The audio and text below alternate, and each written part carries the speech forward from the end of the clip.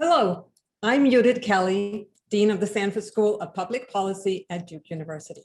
Welcome to the Stand For series, which is organized by the Duke Sanford School of Public Policy. And today's event is also a special partnership with the Duke Forever Learning Institute. The Stand For series was created in honor of our founder, Terry Sanford, who urged students to stand for something. And this series has been designed to help us think about important policy conversations around issues like human rights and democracy and community, and today, equity and equality. This event is the finale of the podcast series called The Arc of Justice, From Here to Equality. The series is from the award-winning podcast Ways and Means out of the Sanford School of Public Policy here at Duke University and North Carolina Public Radio, WUNC. Thank you to the William R. Keenan Jr. Charitable Trust Endowment for support of the Stand For series, and to the Duke University's Provost Office for supporting the podcast series. Now, I am pleased to introduce Duke Provost Sally Kornbluth, who will share more about today's topic and event. Thank you for joining us today. Thank you, Dean Kelly. I'm so pleased to be here today on behalf of Duke, welcoming you all to this special program supported by the Duke Office for Faculty Advancement, thanks to funding from the Duke Endowment. This event is a prime example of Duke's efforts to provide programming that enhances an inclusive environment. As part of Duke's Diversity, Inclusion, and Anti-Racism initiative, Duke is working to increase the university community's understanding of historical and current racism, to combat racism, and to create a more inclusive environment. The Arc of Justice features the scholarship of Duke Professor William Sandy Darity Jr. and Kirsten Mullen, authors of the book From Here to Equality, Reparations for Black Americans in the 21st Century. This important series clearly illustrates that the wide financial gap between Black and white Americans that we see today is not due to lack of an effort on the part of Black people, but is the result of discriminatory policies. This is something that desperately needs to be more widely known. It needs to be brought into the light and examined in a public way by all of us. This topic requires action and analysis, hallmarks of public policy education and scholarship from our Sanford School of Public Policy. We hope you listen, share, discuss, and are forever learning with Duke. I thank you all for joining us today, so please, please enjoy the event. Thank you. In our podcast series, The Arc of Justice, we have been building a case that the economic struggles many Black people face today have roots in policy choices made by the federal government. That starts with slavery, which was actually not so long ago. Well, my name is Vivian Hortense King McClinton. I'll be 102 tomorrow. My grandparents were brought as slaves. My grandfather from Scriven County, Georgia. We talked about how our nation's harsh history of slavery has been whitewashed from the very start. I kind of just instinctively said, "Oh, you mean the workspace of the slaves?" And she said, "The servants. There's no evidence in the historical record that they weren't paid." Then there's how the U.S. government handled land, the first building block of wealth. The formerly enslaved were promised land of their own. 40 acres and a mule. You probably heard the phrase 40 acres and a mule. 40 acres and a mule. We're going to give every last one of you 40 acres and a mule. But then the government reneged on that promise. Meanwhile, at around the same time, the federal government granted land in 160-acre plots to 1.5 million white families. So many people who have wealth are connected to this myth that it exists because of their own making. It's quite possible that many of them don't themselves know that the origin of their family's wealth is a federal policy called the Homestead Act. We talked about housing discrimination supported and enabled by the federal government, policies that excluded Black people, like a wall in Detroit. What do you know about the wall? Do you know why it was built? I think it was built for separation, like blacks and whites. On one side of the wall, you had an all-white neighborhood, and this would be a prime site for additional bank loans denied the folks who were Black living on the other side of the wall. Policy after policy that was weighted not just away from Black people, but toward white people. The government provided extra resources for many, many, many white Americans and very few Black Americans. The fact of the matter is everybody earned it, but only white folks got it. A long trail of government-sanctioned anti-Black violence also weaves through U.S. history. Again and again, white mobs targeted Black people, Black homes, and Black businesses. In Tulsa, in Chicago, in Atlanta, in Wilmington. I had these great aunts, and they were little girls at school when they saw these people being shot down in the street. I want to read to you from page 1 of the book, From Here to Equality, Reparations for Black Americans in the 21st Century, by Professor William Sandy Darity and Kirsten Mullen. Racism and discrimination have perpetually crippled Black economic opportunities. At several historic moments, the trajectory of racial inequality could have been altered dramatically. But at each juncture, the road chosen did not lead to a just and fair America. Federal policy lies at the heart of the racial wealth disparity that we observe today. Today, we're going to talk about exactly what the federal government can do to make amends for its actions.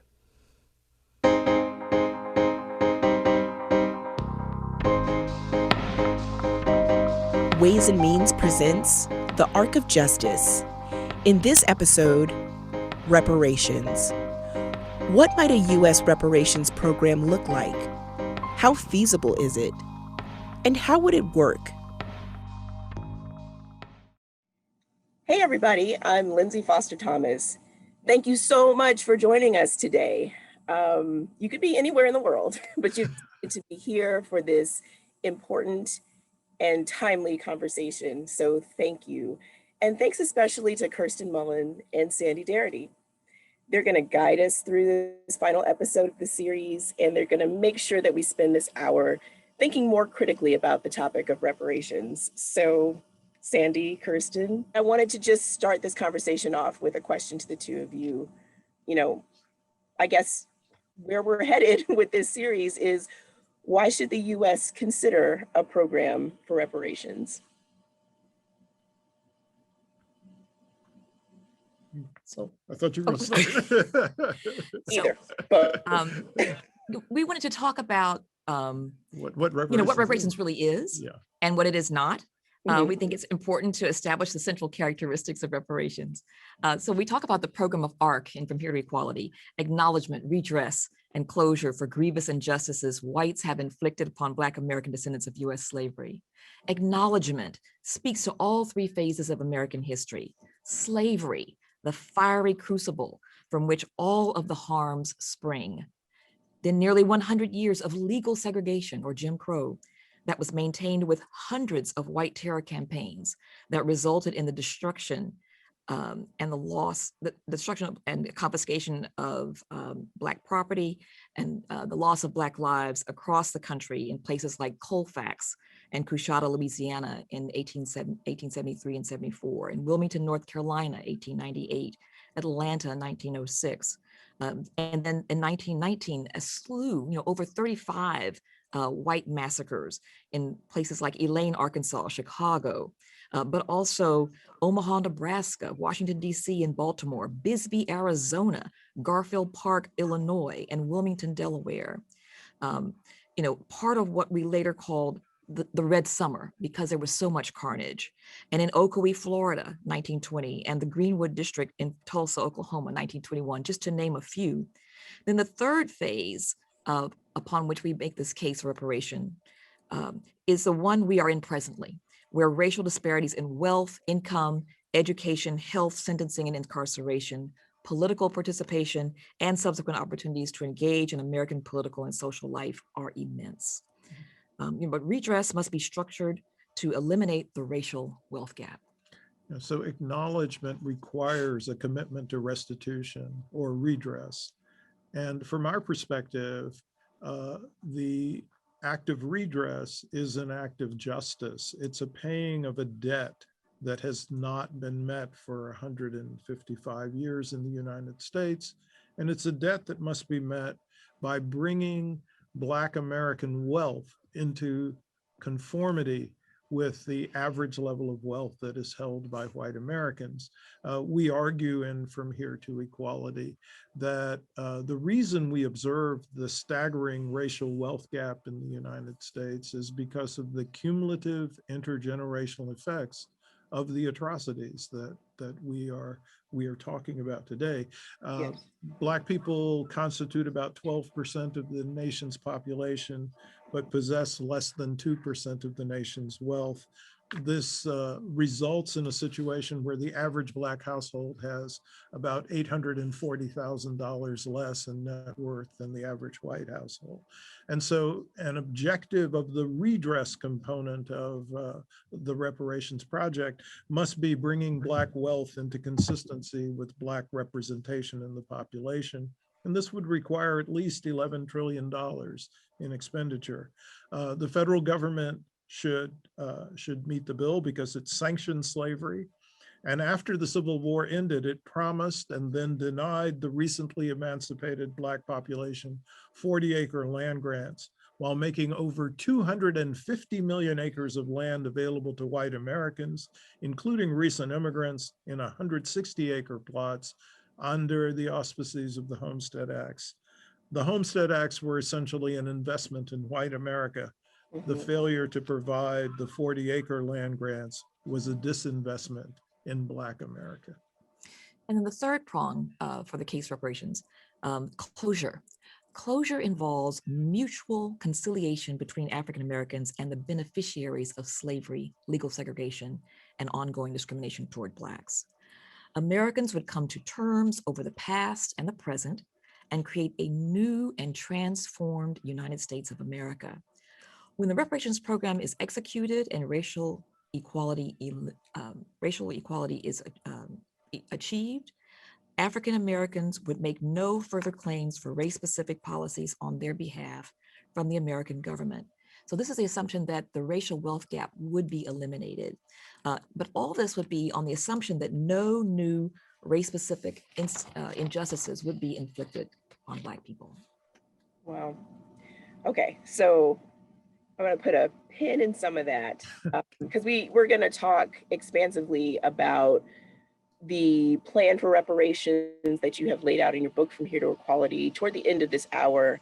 I do just want to note, just for a second though, that it is so interesting we're having this conversation today, the day after a U.S. House committee has voted to advance a bill that would establish a Slavery Reparations Commission.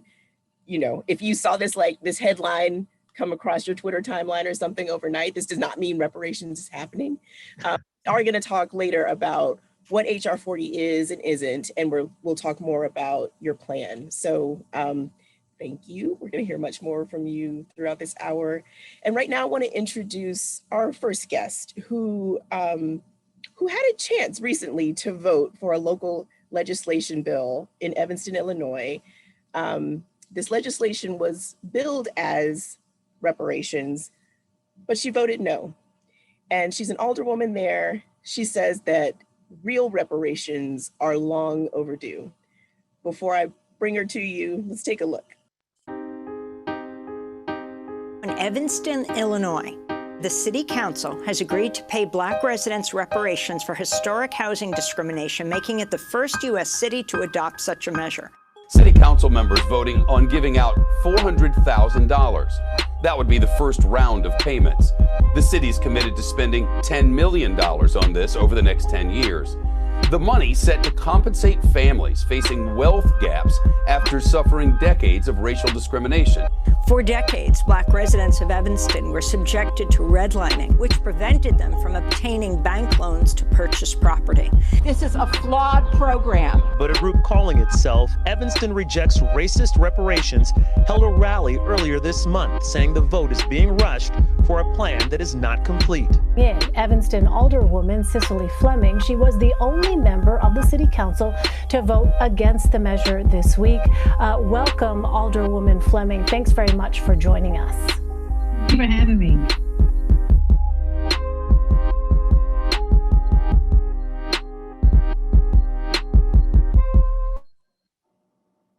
Cicely Fleming, welcome to the Arc of Justice. It's good to have you.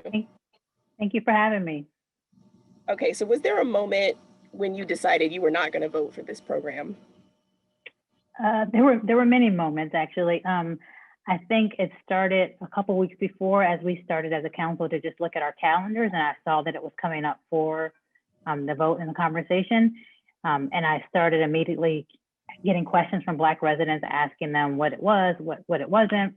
And then as I started looking into it, I realized it was not probably what people thought it was going to be. And therefore, I was not going to be able to support it. Okay, so how do you, you say you support reparations, but how do you reconcile your support for reparations with your vote on this resolution? Well, I think if you look, and even looking at that clip you put together, right? In that clip, it talks about $400,000, $25,000 payments to Black families. And that is not what we're offering. We're offering $25,000 in housing grants that are paid on your behalf directly to banks, or $25,000 in essentially home improvement projects. And so as a housing program, it is great. You know, it models a lot of other housing programs you see, whether it's first-time home buyers or other qualifiers, but it is not reparations. And I felt like at this time in the country, if we're ever going to make any progress, we have to be true to what it is and what it isn't. And I think because of my concern with the kind of the press that had gone out before and is currently going out, it was going to be very important for me to stick to my personal convictions, also that of which I heard from many African Americans in our town saying, hey, we simply don't think that this program is reparations. So can you talk about some specific weaknesses in the Evanston plan that you couldn't get behind?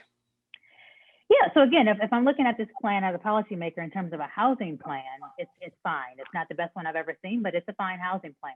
Okay. If I'm saying it is reparations, and as Sandy and Kirsten so eloquently laid out for what reparations is, this does not fit the criteria.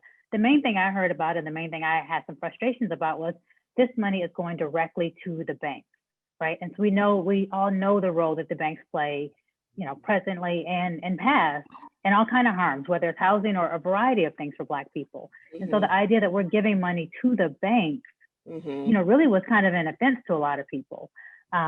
So that was part of the qualifier for me that took this out of the realm of reparations. Also, if we look at reparations, obviously looking at Germany, which is probably the largest case we can think of, that money was given to the survivors or families of Holocaust victims, and it goes on current day, right? And they were not told, hey, you have to, as this plan does, you can only buy a house or use this money towards a house that is in Evanston. So then we're even limiting people who qualify from where they can live, right? So you have to give money to a bank, you have to live here in Evanston. And all those qualifiers really should only come to, are you a descendant of someone who has been enslaved? Obviously, we're not atoning for slavery, we're looking at housing discrimination that we participated in. But if you have been a descendant who had, was discriminated against or was part of redlining or whatever the criteria are, you should qualify.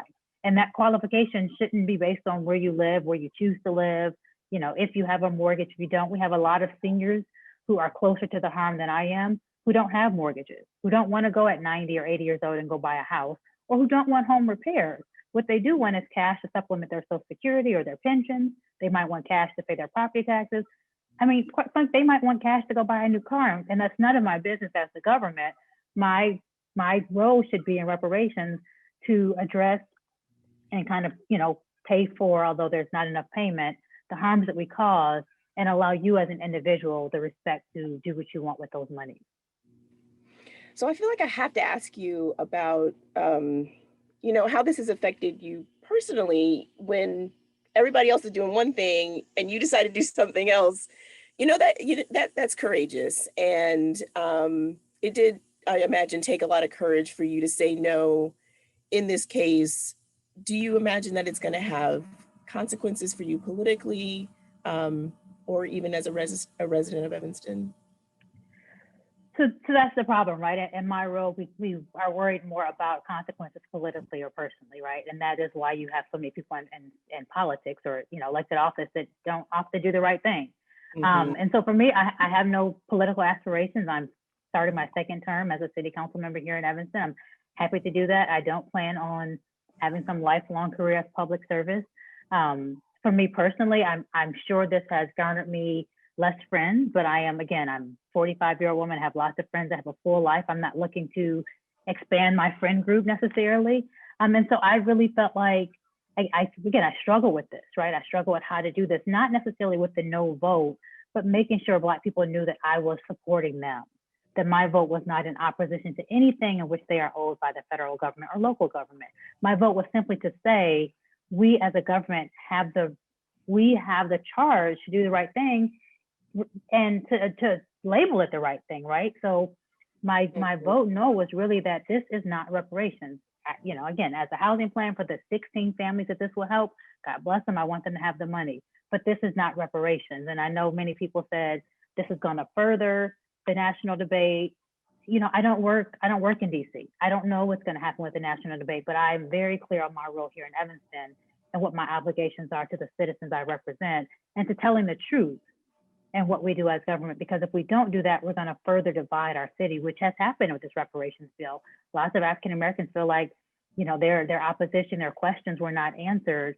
We just whisked it through under under one vote we had without really hearing from the community. Right.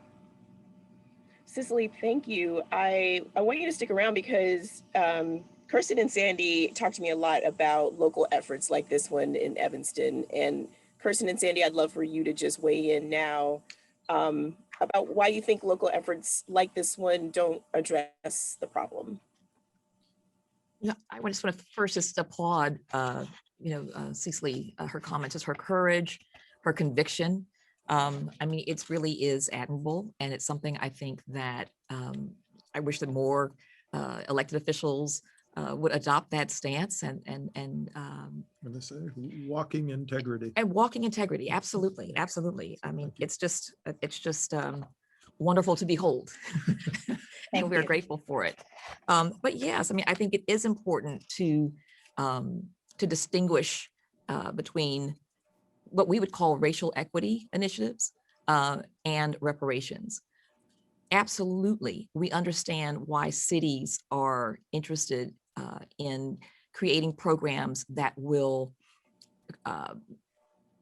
improve the goodwill within their communities, that they're acknowledging all the ways that they discriminated against Black people in the past, and that they are changing their ways and are going to behave differently going forward. All of that is extremely important, but don't call it reparations. Labels matter. And, when we're talking about reparations, for us, one of the key goals is the elimination of the racial wealth gap. A housing voucher is not going to eliminate the racial wealth gap. And this is a plan that's, for a small, subset of Evanston residents, current residents. Is there an effort to identify the Black people who were harmed over that 50-year period, 1919 to 1969, who now live elsewhere? I don't think so. And as Cicely was saying, if you don't own a house, or if you don't feel able to encumber the debt to take on a house, how will you benefit from this program? So no, it's not reparations. It's something else altogether.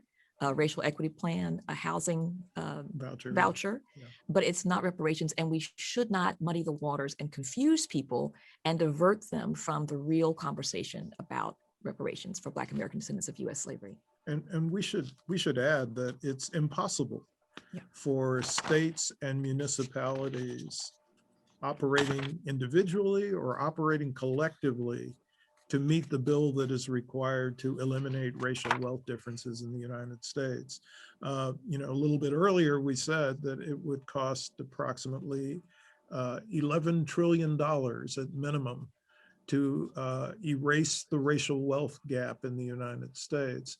And the total combined budgets for all state and local governments in the United States is about $3.1 trillion. So if those entities combined all of their resources, they would have to do so for 4 consecutive years to meet the minimum bill for reparations. And this would mean in turn that they couldn't perform any of the normal services that they're obligated to provide. So it's just impossible for state and local governments to perform the reparations project. They can't do it. And then final point, it's the federal government that's the culpable party anyway, because it's the federal government that maintained the authority and legal framework that permitted all of these atrocities to take place, ranging from redlining to outright murder. Evanston Alderwoman Cicely Fleming, thank you so much for sharing your story today, taking our questions. You best. I want to introduce our next guest, Mary Frances Berry. In addition to her work as a professor at the University of Pennsylvania, the acclaimed historian has served as chairperson of the U.S. Civil Rights Commission during 4 presidential administrations. She's also written a remarkable book about someone named Cali House, a formerly enslaved leader of the 19th century Black reparations movement. That's right. Efforts to secure reparations goes back. Today, Mary Frances Berry will be in conversation with a fellow historian, Duke professor Adrienne Lentz Smith. Welcome to you both, and I'm going to turn it over to both of you right now. All right, thanks, Lindsay. It is great to be here, and it was a pleasure to be part of the Arc of Justice podcast. Mary Frances Berry, on behalf of all of us, thank you for participating in this conversation. Thank you, and nice to be with you, and I'm glad you're questioning me. I'm glad I am too. Or convoying with me, as it were. Let's open the conversation with a general question for people who don't know her story. Will you tell us a little bit about Cali House and her call for reparations? Yes, indeed. Cali House was a Black woman who had been a slave and who was born in 1861 into slavery. And she was a washerwoman. She had 5 children at the time that she did this reparations movement toward the end of the 19th century.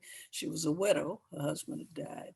Her father had fought as a soldier in the Union Army, as many Black men who had been slaves had done.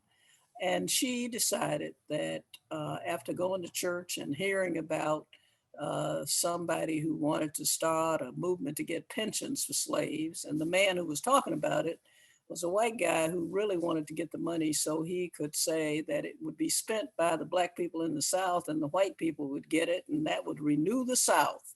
And she said, that doesn't make any sense. But why can't we have a movement like that ourselves? Well, we asked the government. And she said that she had read in the freedom school she went to the Constitution, and it said that people had a right to petition their government and ask them for things. And so she said, we should be able to do that ourselves, and talk to several people, including a man who had formerly worked with this white guy and who left. And they decided to start a movement, and they went to churches. By that time, her children were old enough for the old ones to take care of the younger ones. And she moved around. They traveled all around. This was in Tennessee, in Rutherford County. And they got a lot of people to agree with them. And they put together petitions, which were, if you could sign, you signed your name. If you couldn't, somebody would sign it for you. and say what plantation you were on and who owned you and the rest of it. And those petitions are in the National Archives.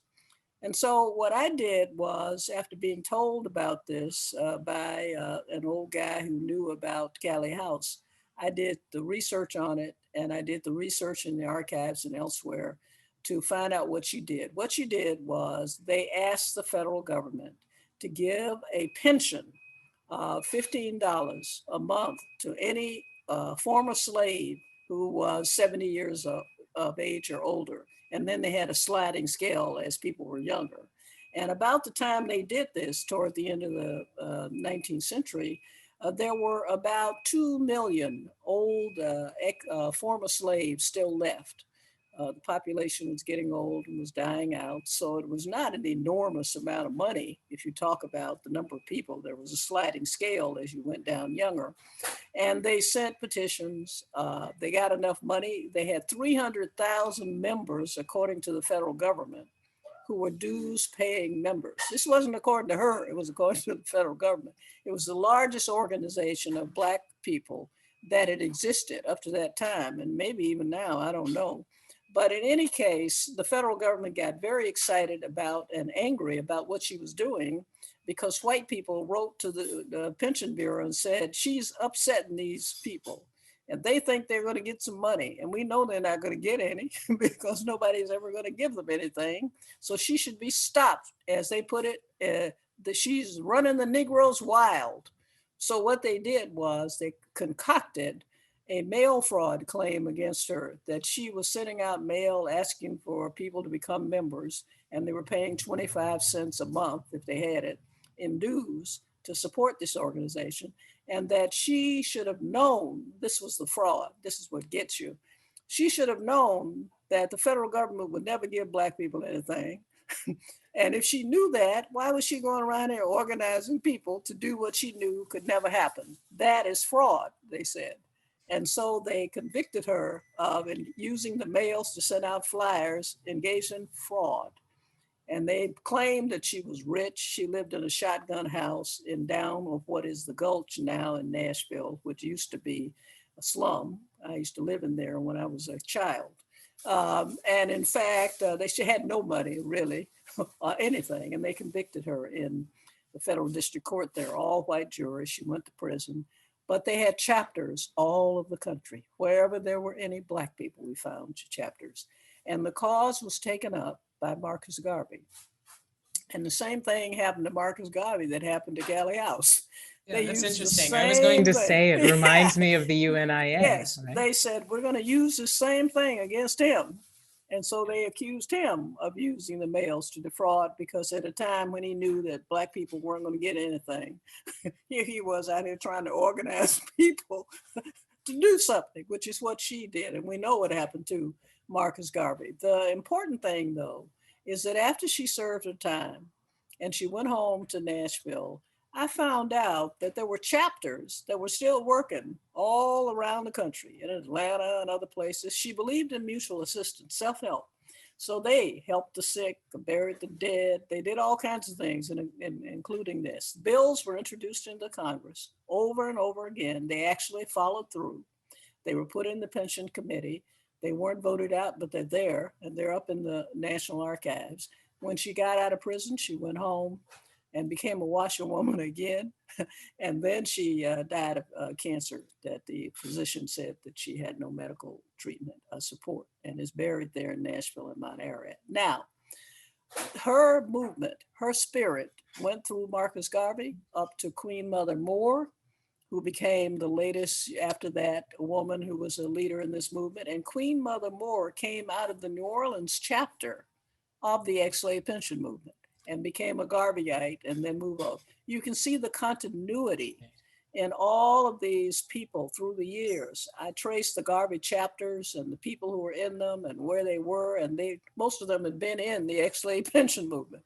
And when I wrote the book, people sent me badges and all kinds of things from their relatives. They didn't even know what they were. They were in the ex-slave pension movement. So the continuity of the cause exists, and the continuity and the spirit of it.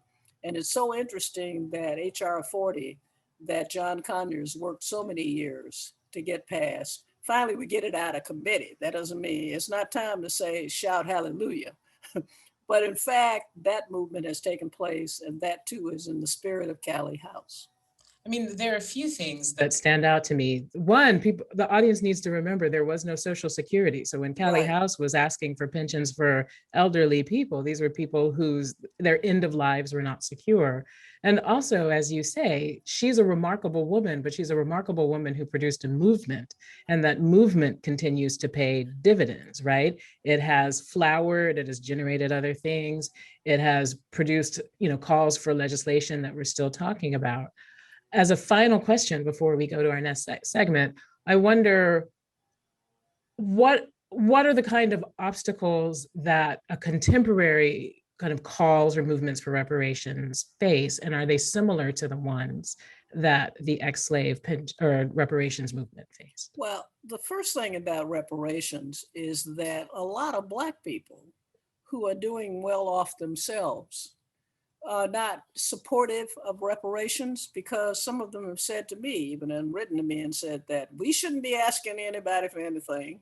We can stand on our own 2 feet. I'm doing fine. I'm a physician, or I'm a lawyer. I've got a business. I'm doing great. So it's not thinking about the all-encompassing nature of what the movement would do, and the whole idea of getting rid of the wealth gap and all of the things that Darity and Mullen write about. So that's one problem. The other problem is that it would probably, people say it would cost a lot of money. Well, we had, as I said, about 1.92 million people that Cali House was talking about at $15, which was nothing, and they didn't want to do that.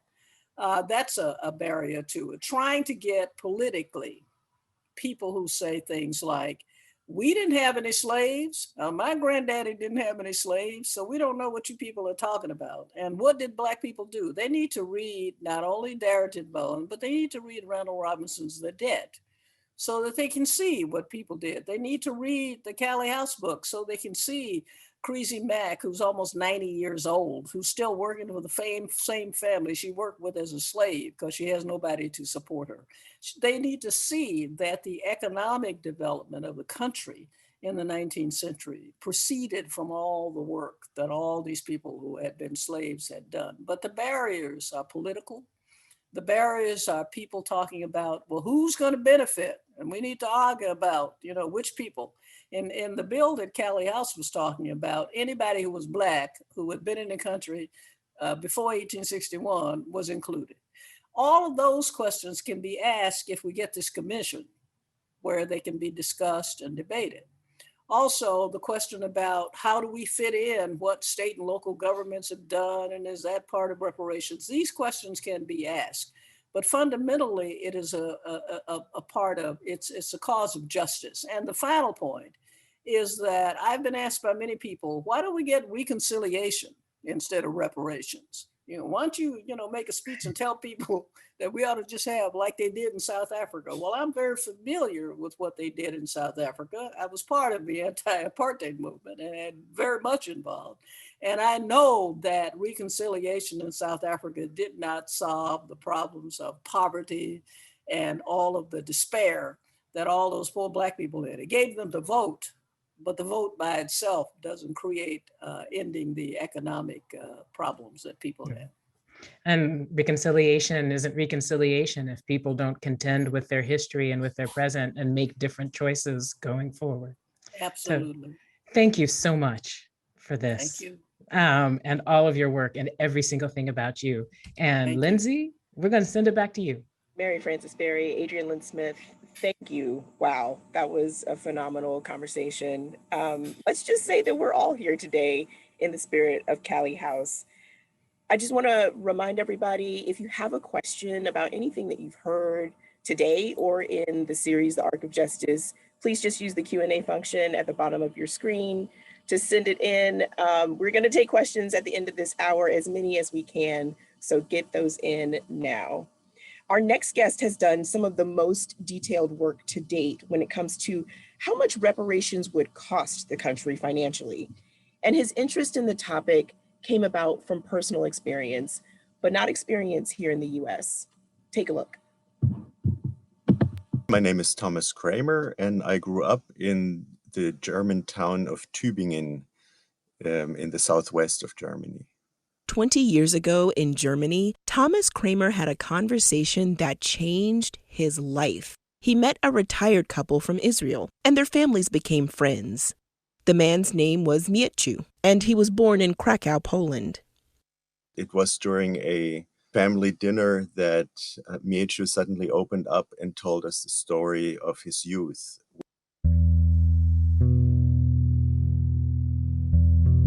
As a young man, teenager, he went through 5 concentration camps and a death march, and he told us in shocking detail what happened. Mieciu was the only one in his entire family to survive the Holocaust.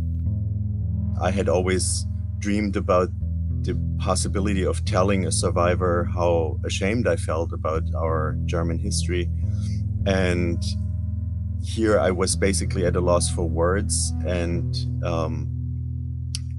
tears were running down my face. And he was surprised to see me reacting that way, because he told me that my face and my physique, it reminded him of the SS guards. And the idea that a person like that could have actual feelings was moving to him.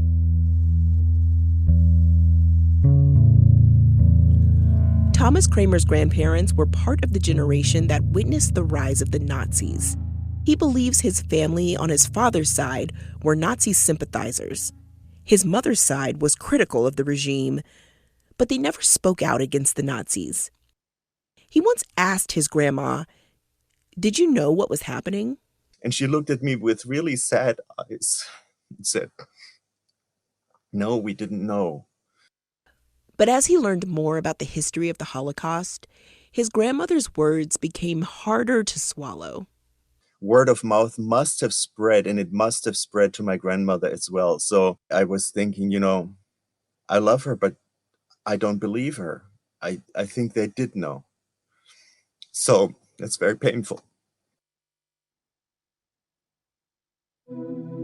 Thomas couldn't stop thinking about Mieciu's decision to return to Germany.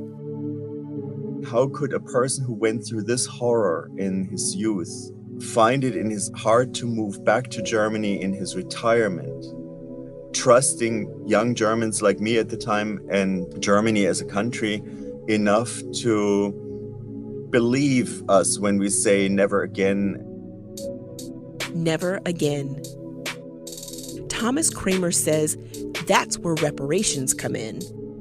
He didn't know much about reparations, but he discovered that his country had been paying Mieciu a pension for years. The fact that my government had taken responsibility and at least instituted this symbolic pension, that meant a lot to me. And that's why I got interested in reparations. It's not like blood money where you make a payment and then you never talk about it, but it's a door opener.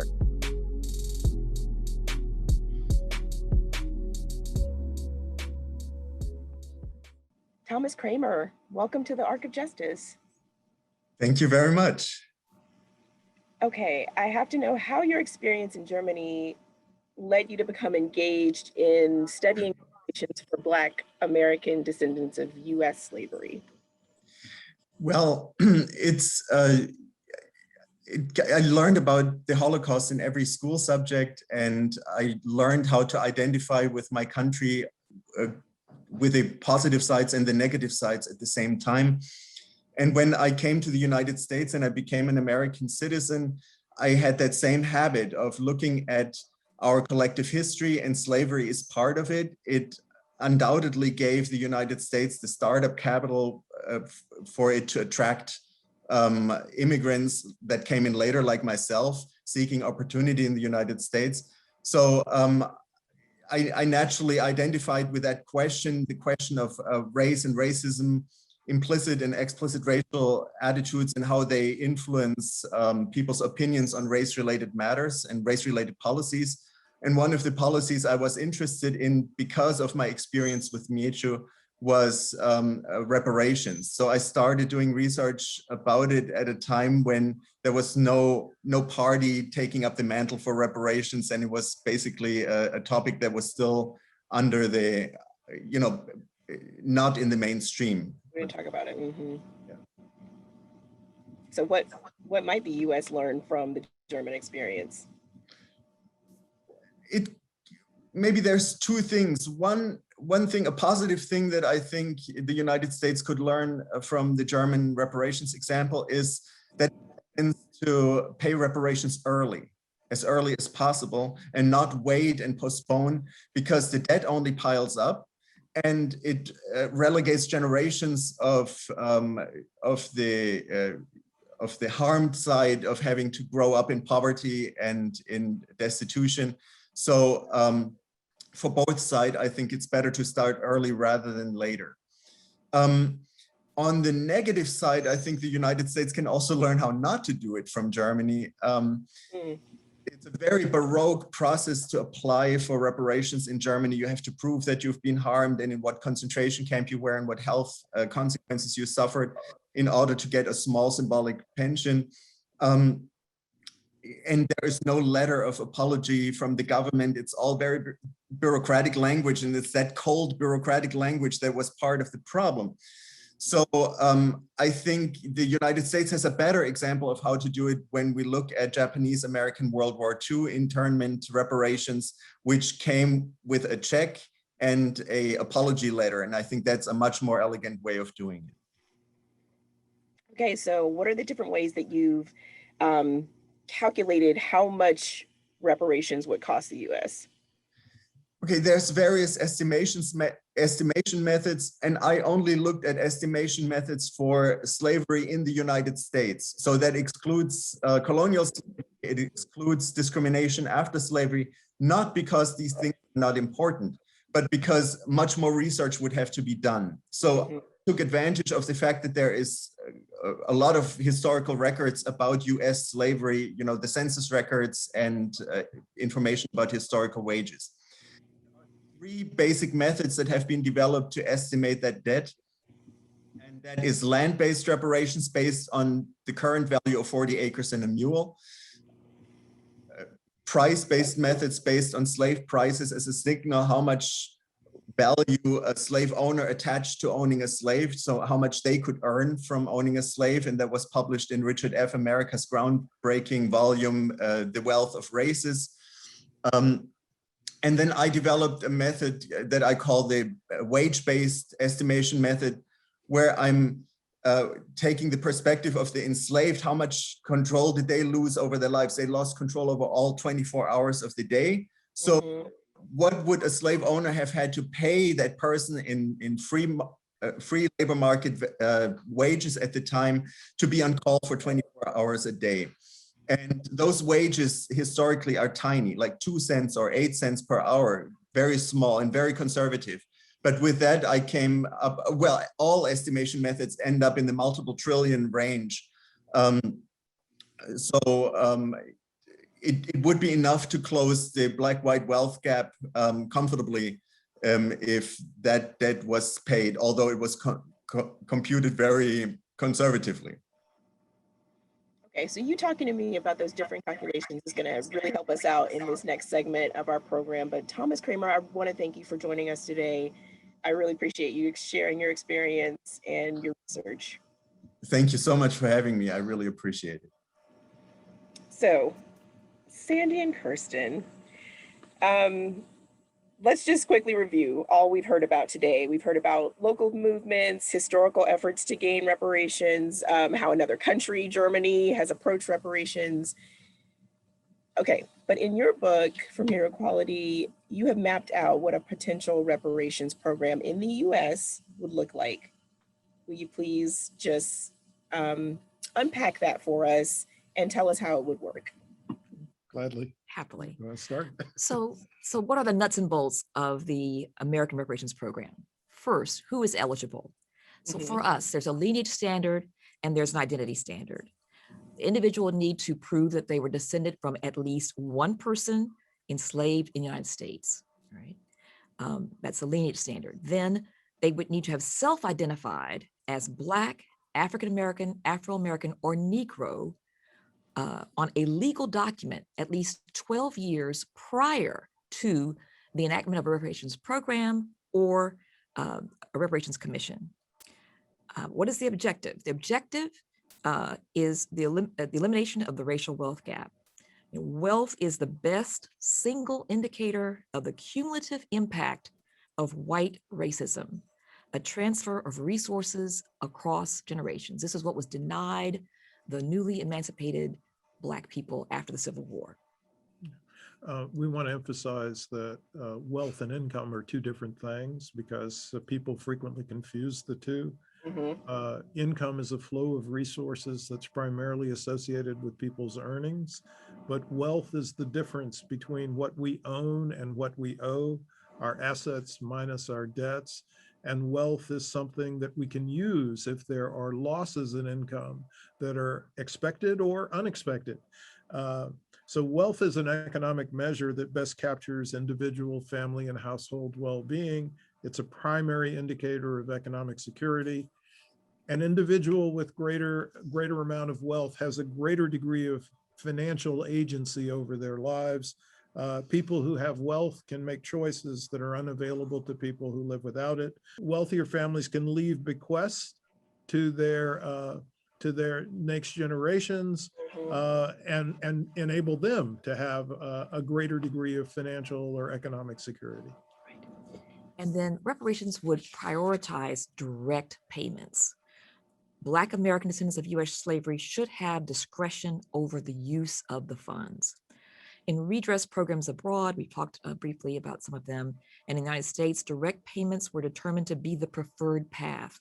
Germany made cash payments to the victims of the Holocaust, $80 billion before the pandemic, and an additional $662 million was decided to be given in 2021.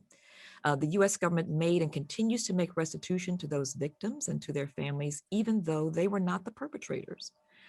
In the US, Japanese Americans who were unlawfully incarcerated during World War II received direct payments. Initially, only the living victims were deemed eligible, but ultimately the heirs of victims who had died before reparations could be made also received cash payments.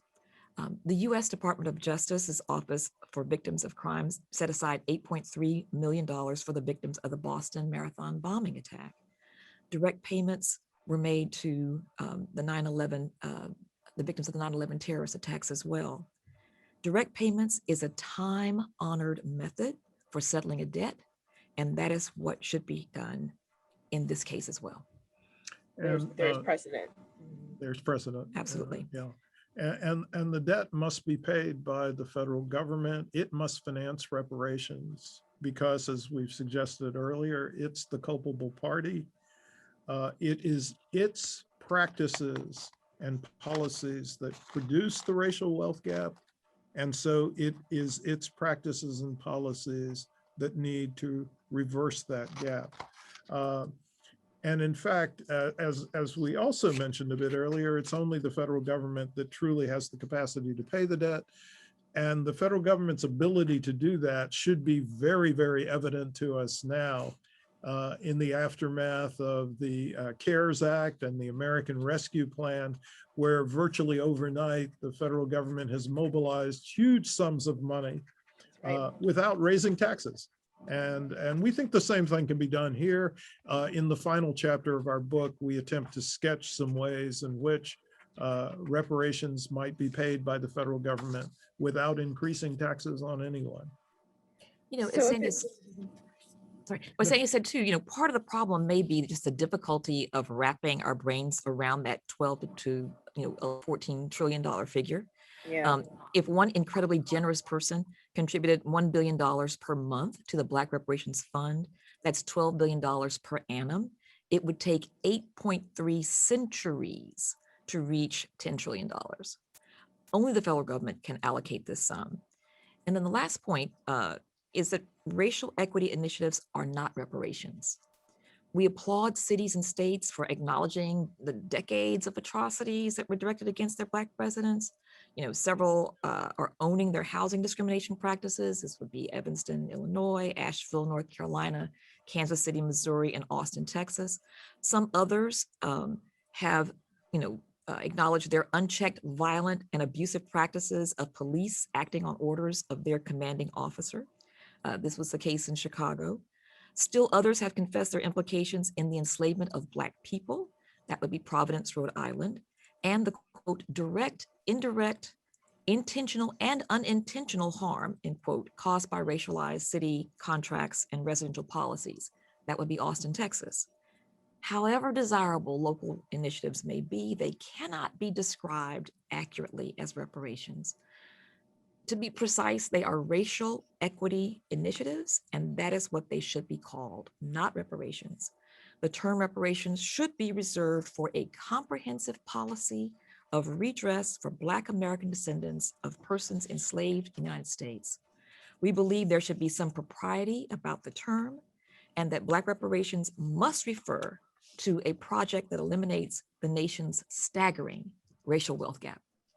And I think a final important point we want to make in this context is, given the way in which we have described what we believe a reparations program should look like, unfortunately, legislation like H.R. 40 in Congress is not going to get us from here to there. It's not designed to create or craft a program that would have the types of characteristics that would provide direct payments to Black Americans who are descendants of persons enslaved in the United States of a magnitude that would eliminate the racial wealth gap.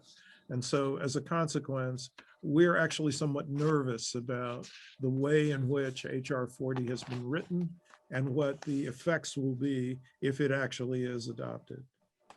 Well, I'm glad you brought that up, because we did promise we would circle back to it.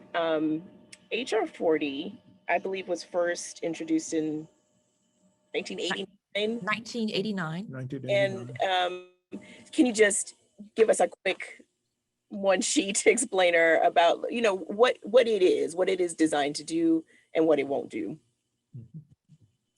So it's designed to create a study commission to look at America's relationship with Black people, but it focuses very, very strongly on slavery. One of the things that we're concerned about is, not slavery reparations, that this whole epoch of American history is responsible for where we are today. And this is, we make the case for reparations based not solely on slavery, but also on nearly 100 years of legalized segregation or Jim Crow, and all of the atrocities that continue to be visited upon Black Americans. So that's one issue with it. H.R. 40 does not specify who the eligible recipients would be. It does not target the elimination of the racial wealth gap as a goal. It does not specify that cash payments should be made to the eligible recipients. It does not tell us that the federal government is the responsible party. The federal government, because it sanctioned these policies and turned a blind eye, often when Black people were being abused and murdered, the federal government is the culpable party.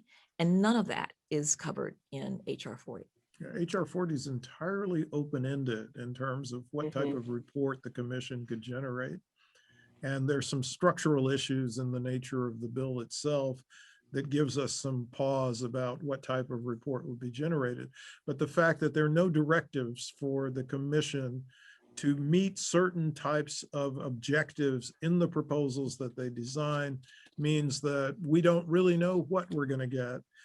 We could get a housing voucher program on a national basis, like what they've done in Evanston, or we could get a more refined or well-developed apology to all Black Americans without having the substantive act of redress that would eliminate the racial wealth difference in the United States. The new revised H.R. 40, because this is now at least the fourth version iteration of H.R. 40, does tell us a great deal about how they plan to proceed. And I think, the devil is in the details. And I think it's really important. I would hope that everyone who is present today will immediately obtain a copy of HR 40 and read it for yourself. The version that was passed last night by the Judiciary Committee. Yes. Yeah, or was voted out of the Judiciary Committee. So maybe we can go through, some of the things that we saw. Well, I want to get back to your plan because I'm curious. Your book has been out for a while. You guys talk about this very often in a lot of public spaces. So what would you say are, I guess, like the key obstacles to rolling a reparations program out as you have designed? And what are the arguments that you still get when you tell people exactly how it would work? Like, what's the pushback? Well, I think that the obstacles are associated with two sets of misperceptions that people have, to the extent that people's attitudes towards reparations really are shaped by beliefs that they possess that they're willing to criticize or reassess. There's some folks out there, it doesn't matter what the evidence is, they're still going to stand by a position that they already hold. But there are two sets of misperceptions, and I think that if we could correct those misperceptions, we could move the attitudes further along the road towards supporting reparations. And the first of these misperceptions concerns the historical record of slavery, the Civil War, and the Reconstruction period. It's a historical record that has been distorted and manipulated by the likes of the United Daughters of the Confederacy and the Daughters of the American Revolution. They've created a false historical narrative that essentially paints a glowing picture of the Confederacy as this magnificent and dignified effort to preserve the authority of individual states in the United States, rather than giving an honest characterization of the Confederacy as a traitorous operation that was intended to preserve slavery in the United States. So that's the first set of misperceptions. The second set of misperceptions concerns why we have racial inequality or racial wealth inequality in the first place.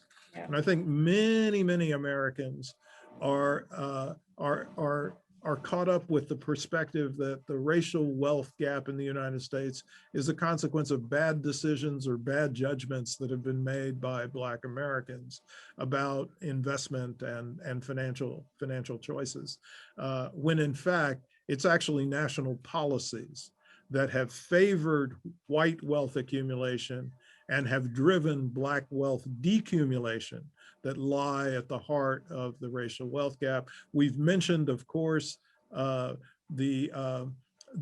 failure to provide the formerly enslaved with the 40 acres while 1.5 million white American families received 160-acre land grants in the Western Territories. We've talked about the massacres that took place that resulted not only in the loss of Black lives, but they also led to the destruction or the appropriation of Black-owned property by the white terrorists.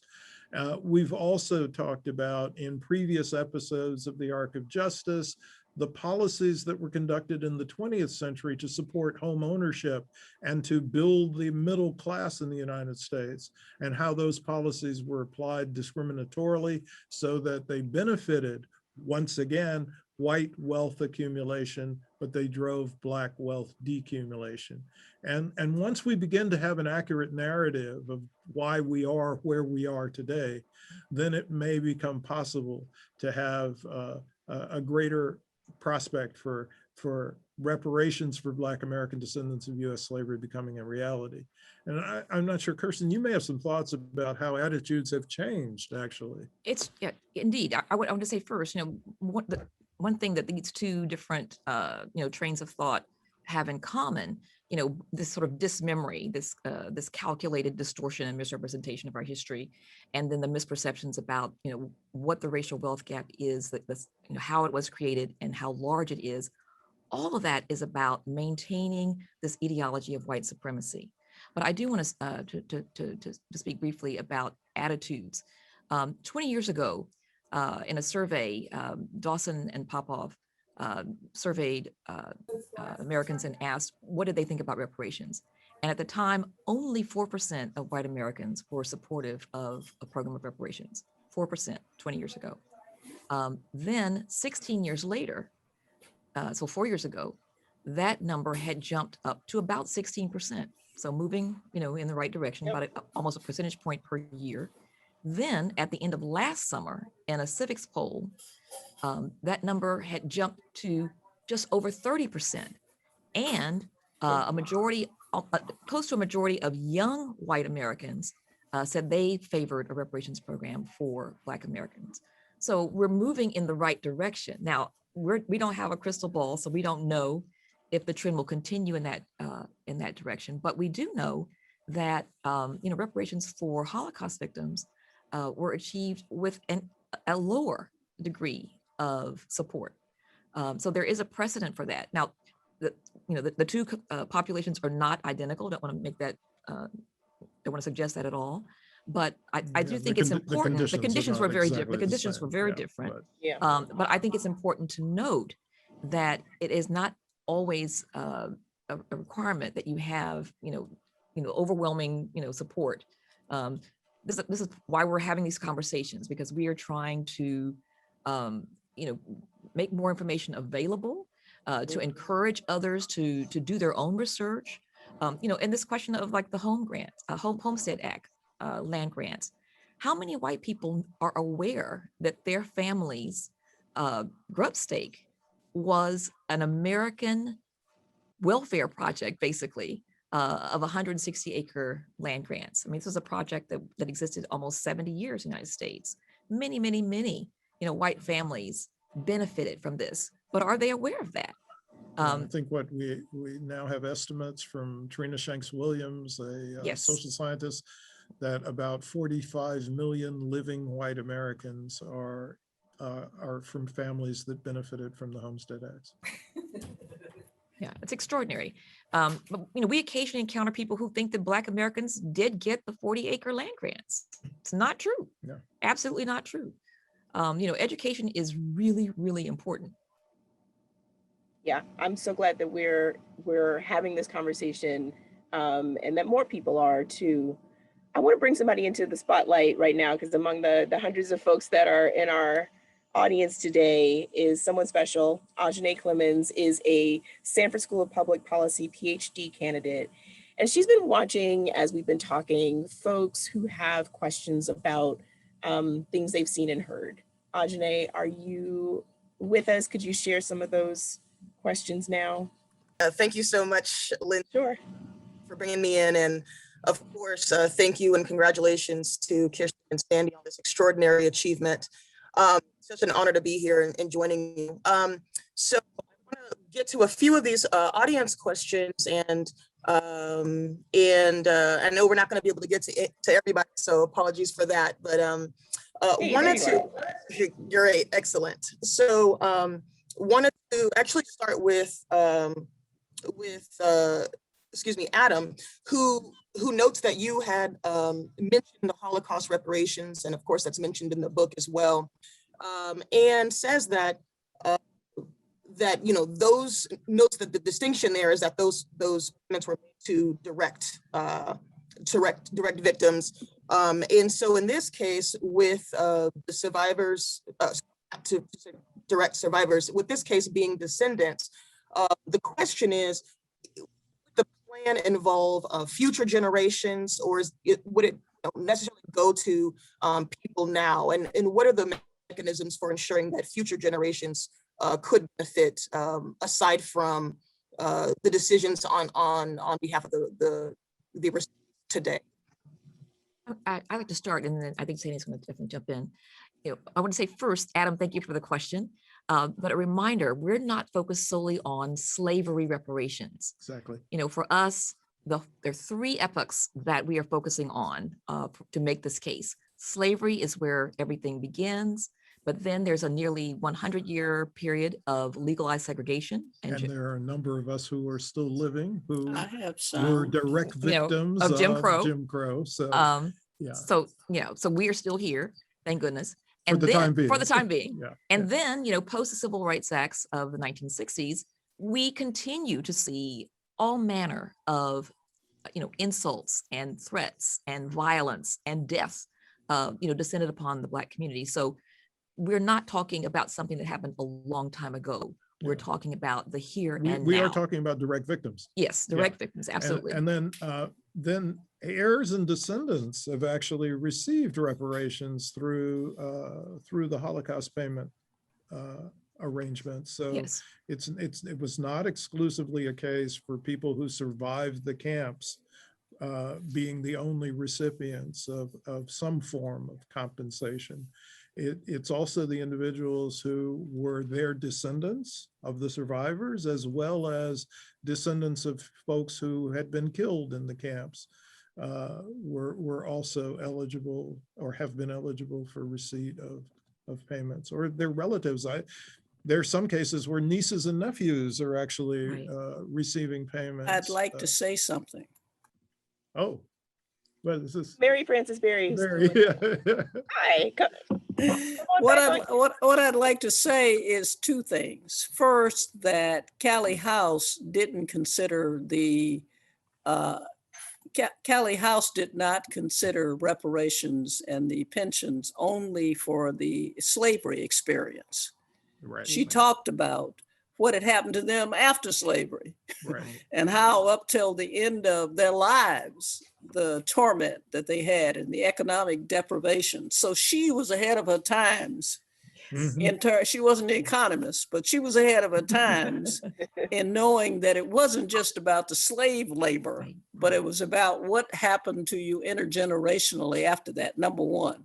Mm-hmm. Number two, John Conyers, when he introduced the bill to get the committee, he was trying to, I know because I knew John Conyers for years, he was trying to get something passed, or at least in the Congress where he could get it introduced and people wouldn't beat up on him and it would never even get introduced. He made it as mild as he could make it in what he was doing.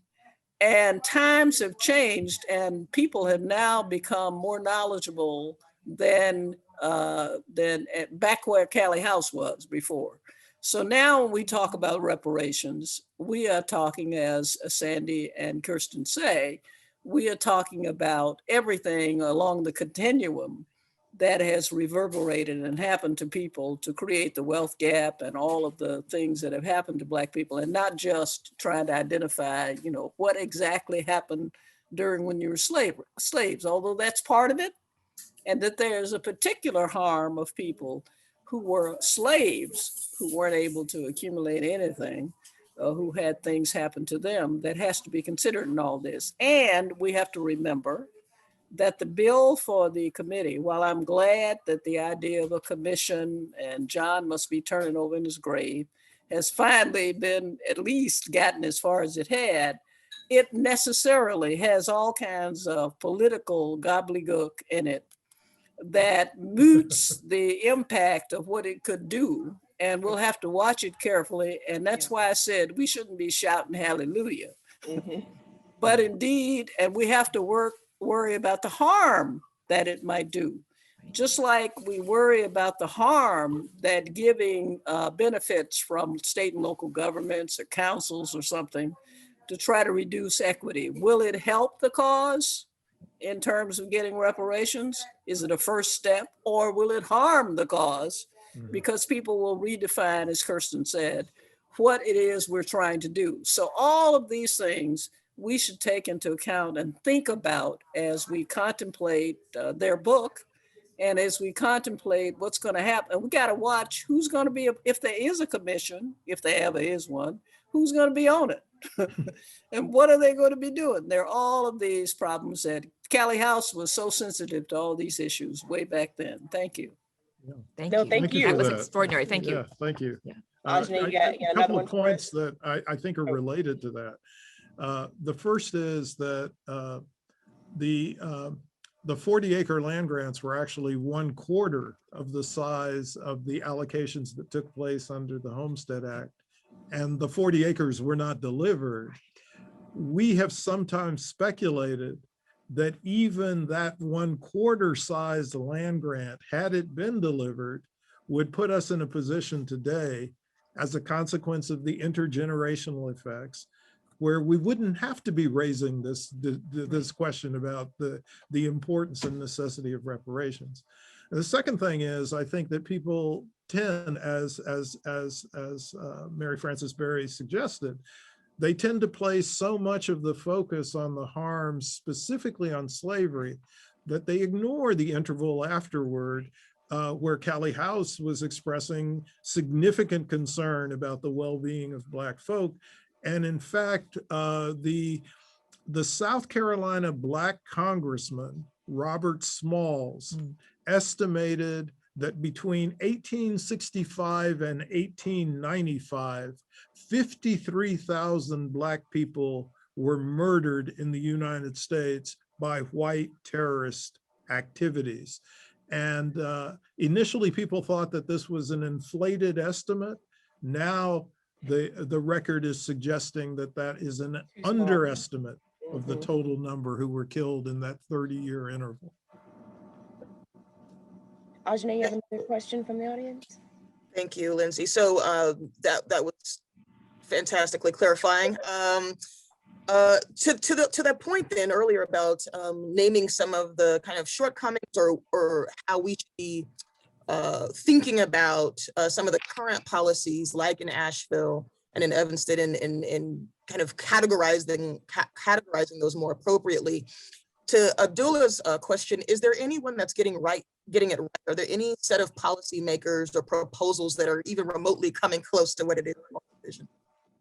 I think we like Representative Barbara Lee's proposal for a truth commission, which I think would play a valuable role in terms of setting the historical and the present record straight.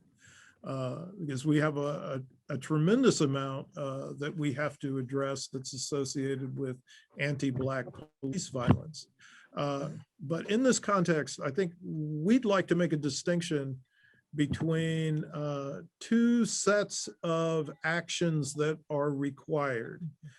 And we like to make use of an analogy that was created by Malcolm X, where he talks about a situation where a knife is plunged 9 inches into his back.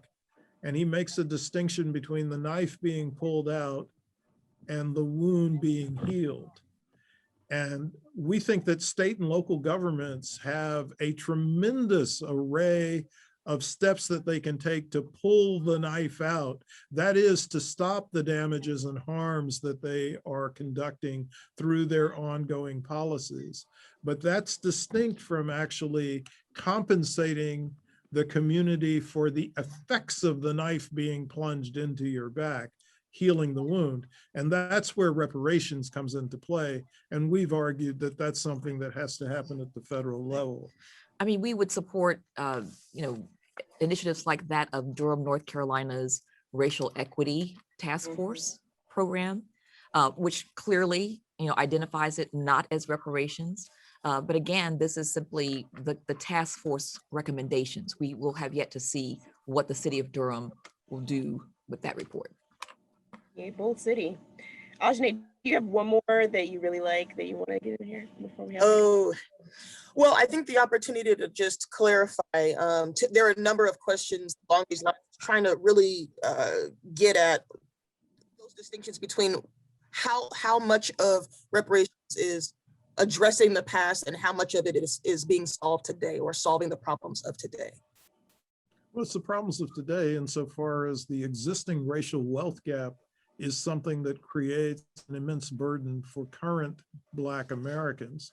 And so it's a consequence of a accumulation of these past events, but it is a present moment in which we're trying to address the victimized status of a community that is descended from people who were enslaved in the United States.